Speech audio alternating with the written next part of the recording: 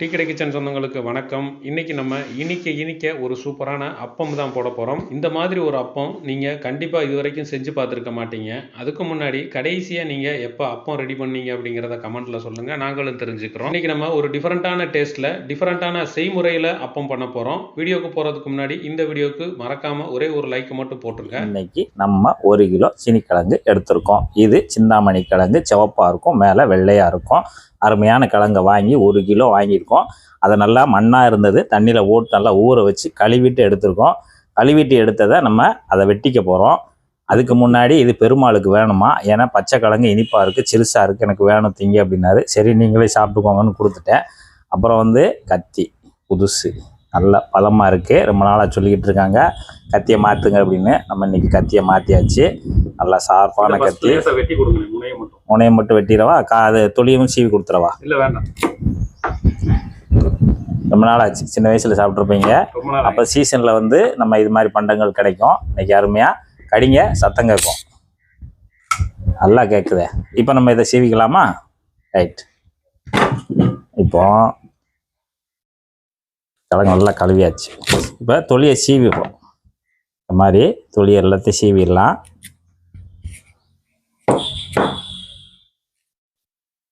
நம்ம இப்படி நீங்கள் அவிச்சிட்டு கூட தொலியை உரிக்கணும்னு உரிச்சுக்கலாம், ஒன்றும் பிரச்சனை இல்லை.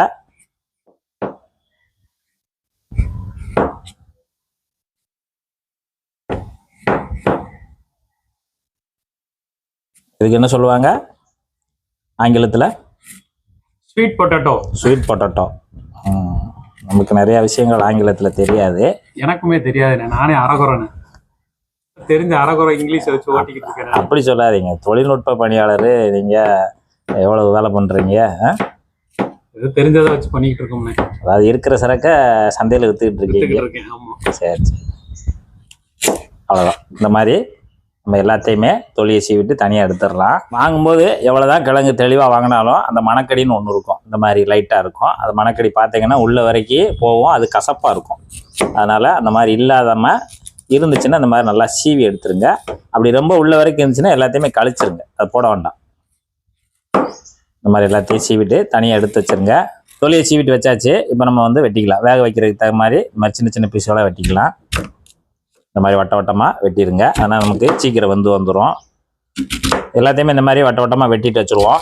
நம்ம வெட்டியாச்சு. வெட்டினது எல்லாத்தையுமே இந்த மாதிரி பாத்திரம் நான் இதில் தான் அவிய வைக்க போகிறேன். அதனால் அவிக்கிறதுக்கு தகுந்தாமல் இந்த மாதிரி ஓட்ட உள்ள பாத்திரம் தான் எடுத்திருக்கேன். நீங்கள் இட்லி குப்பர் அந்த மாதிரி இருந்துச்சுன்னா அந்த மாதிரி இதில் வச்சு அவிச்சிக்கலாம். எப்பயும் போல் அவிக்கணும், அவ்வளோதான். அது எந்த முறையில்ன்றதை நீங்கள் வீட்டில் இருக்க பாத்திரத்தை பொறுத்து வச்சுக்கோங்க.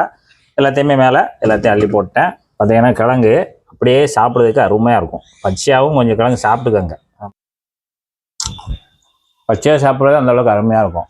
பச்சை கிழங்கும் சாப்பிட்ணும், ஏன்னா பச்சையில் ஒரு விதமான நமக்கு சத்துக்கள் கிடைக்கும்.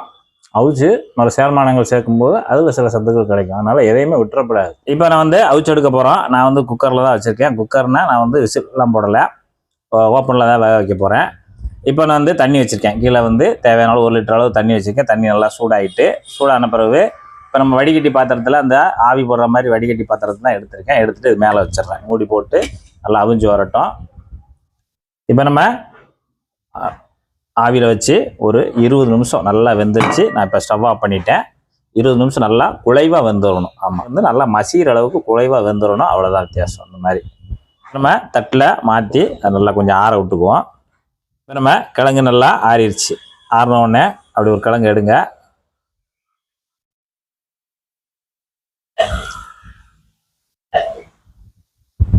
இப்போ நம்ம எல்லாத்தையுமே இந்த மாதிரி ஒரு நசுக்கிறதுக்கு ஒரு பாத்திரத்தில் சேர்த்துடலாம். இப்போ நம்ம எல்லாத்தையுமே நல்லா மசிக்கிடலாம். இந்த மாதிரி மசிக்கிறத வச்சு நல்லா மசிச்சிருங்க. அந்த கிழங்கை கொஞ்சம் கூட கட்டி இல்லாமல் மசிச்சு எடுத்துருங்க. மசிச்சாச்சு. அளவுக்கு மசிச்சு முடிச்சுட்டு இப்போ 2 டீஸ்பூனு பட்ரு, நல்லா பட்ருன்னா ரூம் டெம்பரேச்சரில் நல்லா இலக்கமாக இருக்க பட்ரு 2 டீஸ்பூனு உள்ளே சேர்த்துருங்க.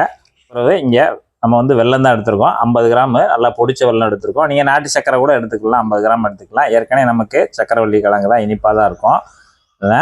இது கொஞ்சம் எக்ஸ்ட்ராவாக இனிப்பு இந்த அளவுக்கு கம்மியான அளவில் சேர்த்தா போதும். சேர்த்துட்டு மறுபடியும் எல்லாத்தையுமே நல்லா கலந்து விடுங்க. பட்ரு இதெல்லாம் சேர்ந்த மாதிரி கலந்து விடுங்க. எல்லாத்தையுமே கலந்தாச்சு. இவ்வளோ கலந்ததுக்கு பிறகு இப்போ இதோட 1 டீஸ்பூனு வெள்ளை எள்ளு 1 டீஸ்பூனு, கருப்பு எள்ளு அதையும் இதில் சேர்த்துருங்க.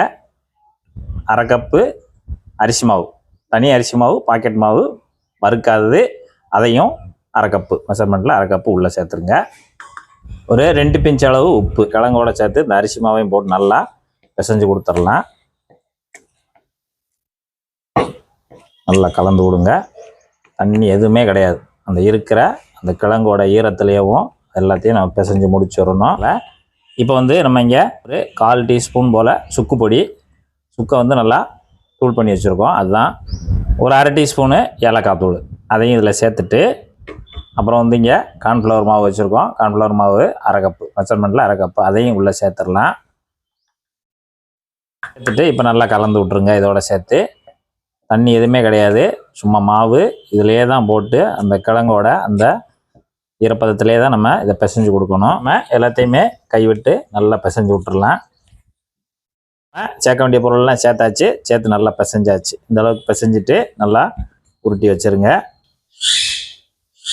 என்னடா இவங்க பச்சைக்கிழங்கு ஒரு வாட்டி எடுத்து சாப்பிட்டாங்க, அப்புறம் அவிச்சப்புறம் ஒரு வாட்டி சாப்பிட்டாங்க, மாவை மிக்ஸ் பண்ணிவிட்டு அதை ஒரு வாட்டி சாப்பிட்றாங்க. இந்த பாருங்கள் கடைசி ஃபினிஷிங்கில் வர சாப்பிட்டு காமிக்கணும். நல்லா அருமையாக இருக்குது, டேஸ்ட்டாக இருக்க போய் அப்பப்போ நம்ம சாப்பிட்டே இருக்கோம். அவ்வளோதான், வேறு இல்லை. எல்லாரும் இதிலேருந்து ஒரு சின்ன சின்ன உருண்டைகளாக எடுத்துக்கலாம். இந்த மாதிரி நல்லா உருட்டிடலாம். இதுபோல் நல்லா உருட்டிடுங்க. நல்லா உருட்டிட்டு அப்படியே உள்ளங்கையில் வச்சு ஒரே ஒரு அமுக்கு, இந்த அளவுக்கு, அவ்வளோதான். அமுக்கிட்டு இந்த கார்னர் பகுதியை மட்டும் லேசாக டச் பண்ணி விட்ருங்க. அந்த விரிசலாக இருக்க கார்னர் பகுதியை லேசாக டச் பண்ணிவிட்டு அப்படியே எடுத்து இதுபோல் தனியாக தட்டில் வச்சுருங்க. நம்ம நல்லா தட்டி வச்சுருக்கோம், உருண்டையாக எடுத்து இந்த மாதிரி நல்லா தட்டி வச்சுருக்கோம். இதை நம்ம இப்போ எண்ணெயில் போட போகிறோம். எடுக்கலாம். எண்ணெயோட சூடு மீடியமாகவே இருக்கட்டும். மிதமான சூட்டில் மெதுவாக ஒன்று ஒன்றா எடுத்து போட்டுருங்க. அவ்வளோதான், மெதுவாக போடுங்க. நம்ம அரிகரண்டியை வச்சுட்டு அப்படி லைட்டாக மட்டும் திருப்பி விடுங்க. அதுலேயும் நீந்தி வரட்டும், எண்ணெயிலேயும் நல்லா லைட்டாக அப்பப்போ இந்த மாதிரி புரட்டி மட்டும் விடுங்க. நல்லா ஒன்று போல் வெந்து வரணும். இப்போ நம்ம உள்ளே போட்டோடனே இந்த மாதிரி முங்கி தான் வெந்துக்கிட்டு இருக்கோம். அப்புறம் கொஞ்சம் வெந்த உடனே இந்த மாதிரி லைட்டாக மேலே மிதந்து வரும். நீங்கள் மாதிரி சின்ன கம்பியை வச்சுட்டு அப்படி லைட்டாக புரட்டி விட்டுக்கிட்டே இருங்க. இப்போ நம்ம அந்த மிதமான சூட்டில் போட்டு ஒரு 5 நிமிஷம் ஆச்சு. நல்லா வெந்து இந்த மாதிரி மிதந்து வந்துடும். நல்லா இந்த அளவுக்கு ப்ரௌனாக வந்துடும். இந்த அளவுக்கு நல்லா நுர உடனே நம்ம அப்படியே அரிச்சு எடுத்துடலாம் எல்லாத்தையும். பாருங்க, சூப்பராக அருமையாக ஒரு புதுமையான ஒரு இனிப்பு தயாராகிடுச்சு. சாப்பிட்டு பார்ப்போம்.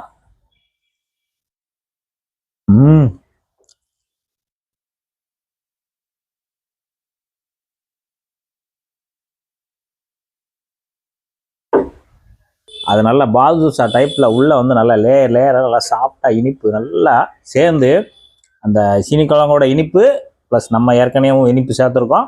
அந்த 2 இனிப்பு நல்லா கலந்து நல்லா உப்பி வந்து அருமையாக இருக்குது. இதுபோல் ஒரு ஸ்நாக்ஸ் நீங்கள் செய்து பார்த்துருக்கீங்களான்னு தெரியல. ஆனால் இது கண்டிப்பாக நீங்கள் செய்து பார்த்துட்டு சாப்பிட்டு பார்த்துட்டு இதோட சுவையை நீங்கள் எந்த அளவுக்கு இருந்ததுன்றதை நீங்கள் கமெண்டில் சொல்லுங்கள். அருமையாக உங்களுக்கு வரும். நன்றி, வணக்கம்.